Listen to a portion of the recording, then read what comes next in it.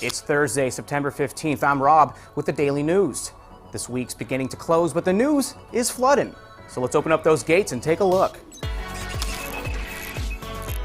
If you were one of the 3 million people who played the Resident Evil 7 demo, congrats! You just broke a new record. The Resident Evil 7 demo, called Beginning Hour, is the most downloaded single-player PS4 demo. The demo was released last June, and even though it's said to be a prologue, it features a different protagonist and will not be in the full Resident Evil 7 game.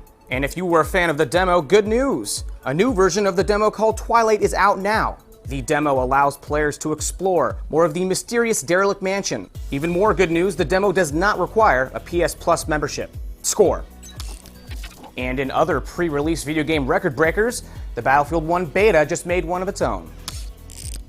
EA Games announced today that its Battlefield 1 beta, which ended last week, pulled in over 13 million players, setting the mark as the biggest beta in the history of Electronic Arts. The previous title holder went to Star Wars Battlefront Beta, which had more than 9 million players. EA also released an infographic that pertained to the beta achievements. For example, 62.2 million horseback kills, 13.8 million people got run over by cars, and additionally, the most popular class was Assault, which pulled in 30% of players, followed by the Scout at 28%.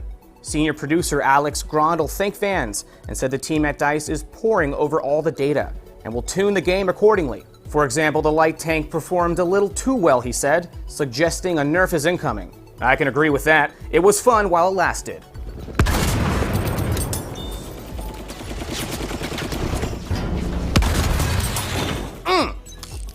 The BioShock collection is out this week, making it a great time to relive the series. But it also brings up the question, why can't we have more?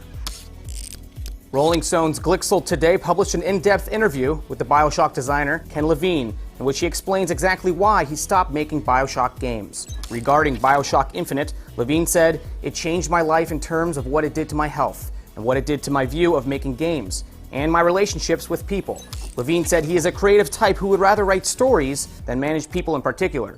After making BioShock Infinite, Levine and a small team left Irrational Games and are currently working on a small-scale open-world game. It's been an unfortunate trend lately for video games getting delayed, and it seems like South Park: The Fractured Butthole will do the same. The game was originally slotted to come out this December, but now it's set to release in Q1 of early 2017, meaning sometime between January and March. Ubisoft stated in a blog post, "The development team wants to make sure the game experience meets the high expectations of fans, and the additional time will help them achieve this goal. It's an unfortunate delay, but you can admire their choice to finesse the game rather than follow suit of the South Park show's creators and rush to meet their deadline."